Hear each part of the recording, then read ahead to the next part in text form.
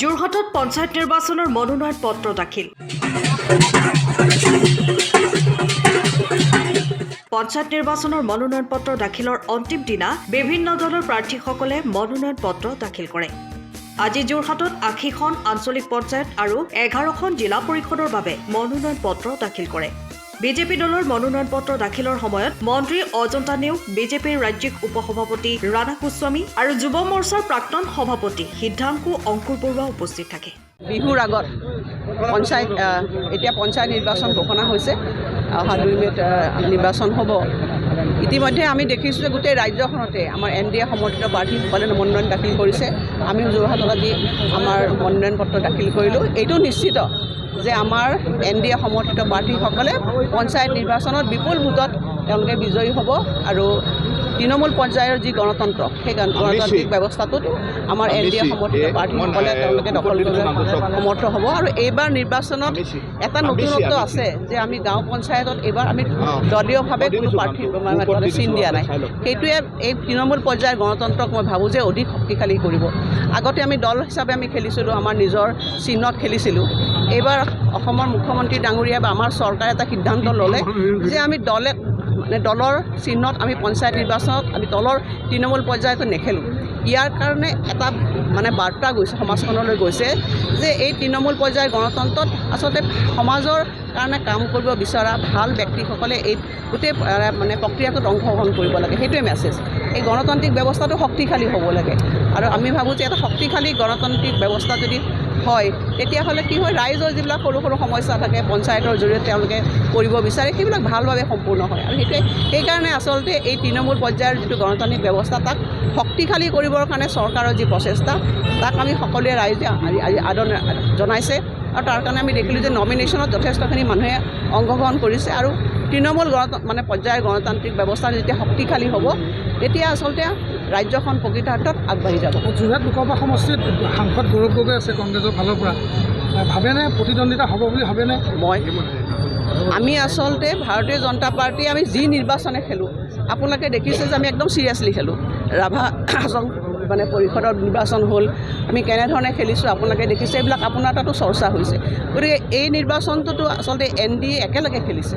মই তেওঁলোকৰ কি ৰণকৌশল মই নাজানো, কিন্তু এইটোৱে ক'ব পাৰোঁ যে ভাৰতীয় জনতা পাৰ্টী NDA সমৰ্থিত চৰকাৰখনে যোৱা সময়ছোৱা প্ৰত্যেকটো নিৰ্বাচনে তেওঁলোকে চিৰিয়াছলি খেলিছে আৰু সেইকাৰণে ৰাইজে আমাক আশীৰ্বাদ দিছে। আৰু মই আশা কৰিম যে আৰু যিটো পৰিৱেশ বৰ্তমান হৈছে দেখিছোঁ আপোনালোকে মিডিয়াতে আপোনালোকে দেখুৱাইছে, কালি আমি গোলাঘাটত কৰিলোঁ, বিপুল ৰাইজৰ সমৰ্থন, প্ৰত্যেকটো জিলাবিলাকত উৎসাহেৰে আমাৰ NDA সমৰ্থিত প্ৰাৰ্থীবিলাক ওলাই আহিছে। এটা পৰিৱেশ সৃষ্টি হৈছে যে NDA সমৰ্থিত প্ৰাৰ্থীসকলে এইবাৰ তৃণমূল পৰ্যায়ৰ যি গণতান্ত্ৰিক ব্যৱস্থা পঞ্চায়তী ৰাজ দখল কৰিব। আপোনাৰ যোৰহাট বিগত লোকসভা নিৰ্বাচনত প্ৰতিটো সমষ্টিত, যোৰহাট লোকসভা সমষ্টিত প্ৰতিটোতে পৰাজয় স্বীকাৰ কৰিছিলে আৰু সেইসকল জনতাই এইবাৰ পঞ্চায়ত নিৰ্বাচনত আপোনালোকক সমৰ্থন জনাব বুলি আপুনি কিমান আশা? আপোনালোকে চাওক, আজি কংগ্ৰেছ দলে কিমান বছৰ শাসন কৰিছিলে দেশখনত জানে। তাৰপিছত সেইসকল মানুহে এইটো ভাৰতীয় জনতা পাৰ্টীক আশীৰ্বাদ দিছে, একে কথা। গতিকে ৰাইজে যেতিয়া উন্নয়ন দেখিব, উন্নয়নৰ সপক্ষেহে আচলতে মানুহে থিয় দিয়ে। আৰু আমি সেইকাৰণে কৈছোঁ যে যোৱা সময়ছোৱা আমি যিখিনি কাম কৰিছোঁ, তৃণমূল পৰ্যায়লৈ যিখিনি ডেভেলপমেণ্ট হৈছে, এই জিলাখনত আপোনালোকে দেখিছে উন্নয়নৰ ধাৰাবাহিকতা একদম অক্ষুণ্ণ আছে সম্পূৰ্ণভাৱে। আৰু আমি এই নিৰ্বাচন আমি আশা কৰিছোঁ যে পঞ্চায়ত নিৰ্বাচনত যোৰহাট জিলাখনৰ লগতে সমগ্ৰ অসমে ভাৰতীয় জনতা পাৰ্টী আমাৰ NDA নেতৃত্ব চৰকাৰখনৰ উন্নয়নমূলক কাম কাজৰ কাৰণে আমাৰ সপক্ষে তেওঁলোকে ভোটদান কৰিব। এইটো ফাইনেল হ'বগৈ আৰু ২৬টা ডবল ফাইনেল হ'ব। মূল কথাটো আছে যে মানুহ মাত্ৰে আশাবাদী, গ্ৰাম্য জনজীৱনৰ লোক আৰু আশাবাদী। গতিকে যিটো দলৰ পৰা আশা কৰিব পাৰে, তেখেতৰ বিভিন্ন সমস্যা, ঘৰৰ পৰিয়ালৰ সুখ শান্তি, বিভিন্ন ধৰণৰ উঠি অহা নতুন প্ৰজন্মক কেনেকৈ সংস্থাপন কৰিব পাৰে, আমাৰ কৃষক আমাৰ চাহ শ্ৰমিকসকল আদি কৰি সকলোৱে বিচাৰে যে নিজৰ পৰিয়ালটোৰ লগতে গ্ৰাম্য জনজীৱন তথা সমাজখনৰ উন্নয়ন হওক। আৰু বিশেষভাৱে শেহতীয়াকৈ দেখা গৈছে যে আমাৰ ডক্টৰ হিমন্ত বিশ্ব শৰ্মা ডাঙৰীয়া মুখ্যমন্ত্ৰী হোৱাৰ পিছত যিদৰে ইটোৰ পিছত ইটো আঁচনিৰ বন্যা বহাইছে, বিশেষকৈ বন্যা বহাইছে বুলি ক'ব লাগিব ৰাইজৰ মাজত। আৰু তাৰ প্ৰতিফলন হিচাপে আজি স্বতঃস্ফূৰ্তভাৱে স্বতঃস্ফূৰ্তভাৱে আজি শিলদল ভাঙি মানুহ এনেদৰে ওলাই আহিছে। ইয়াৰ আধাৰতে বুজিব পৰা যায় যে যোৰহাট জিলা পৰিষদটো হ'বই, উজনি অসমৰ আটাইকেইখন জিলা পৰিষদ ভাৰতীয় জনতা পাৰ্টি জুলুঙালে আহিব। আৰু বিশেষভাৱে আমি ডক্টৰ হিমন্ত বিশ্ব শৰ্মা ডাঙৰীয়াৰ হাত শক্তিশালী কৰিবলৈ, দিলীপ শইকীয়া ডাঙৰীয়া আমাৰ প্ৰদেশৰ সভাপতিৰ হাত শক্তিশালী কৰি যাতে ভাৰতবৰ্ষৰ প্ৰধানমন্ত্ৰী নৰেন্দ্ৰ মোদীৰ হাত শক্তিশালী কৰিব পাৰে, তাৰ কাৰণে আমি আত্মবিশ্বাসী যে অসমৰ জনগণে কেতিয়াও ভুল নকৰে, সঠিক সিদ্ধান্ত ল'ব। আৰু এই সঠিক সিদ্ধান্তৰে অহা 2 তাৰিখে আৰু 7 তাৰিখে ভাৰতীয় জনতা পাৰ্টিৰ পতাকা চৌদিশে উৰিব আৰু উন্নয়নৰ পাৰচৰাই যোৱা আমাৰ দিছপুৰৰ জিলা পৰিষদ দিশে ভাৰতীয় জনতা পাৰ্টিৰ পাৰচৰাই উৰি যাব হ'ব। আৰু যিহেতু আজি অন্তিম দিন পঞ্চায়তৰ মনোনয়ন পত্ৰ দাখিলৰ, আৰু যোৰহাটৰ ৰাইজ আপোনালোকে যাতে যথেষ্ট সজাগ আৰু সচেতন। যোৰহাটৰ ৰাইজে হয়তো যোৱাবাৰ আমাৰ যি লোকসভা সমষ্টিৰ যি আমাৰ প্ৰাৰ্থী হৈছিলে গৌৰৱ গগৈ ডাঙৰীয়াক যি তেওঁ কথা প্ৰতিশ্ৰুতি দিছিলে, সেই প্ৰতিশ্ৰুতিত হয়তো যোৰহাটৰ ৰাইজে তেওঁ ভোট দিছিলে। কিন্তু যোৰহাটৰ ৰাইজ মই বাৰে বাৰে কৈছোঁ যথেষ্টখিনি সজাগ আৰু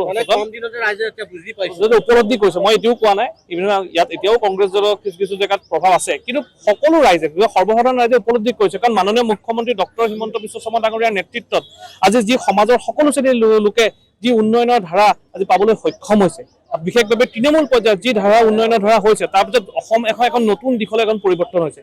গতিকে যোৰহাটৰ ৰাইজে এইবাৰ আমাৰ 4টা বা 12খন যি জিলা পৰিষদ আছে, জিলা পৰিষদ আমি জয়ী হ'ম মাননীয় মুখ্যমন্ত্ৰী ডক্টৰ হিমন্ত বিশ্ব শৰ্মা ডাঙৰীয়াৰ নেতৃত্বত, লগতে যোৰহাট জিলাৰ সন্মানীয় সভাপতি শান্তনু পূজাৰী ডাঙৰীয়াৰ নেতৃত্বত।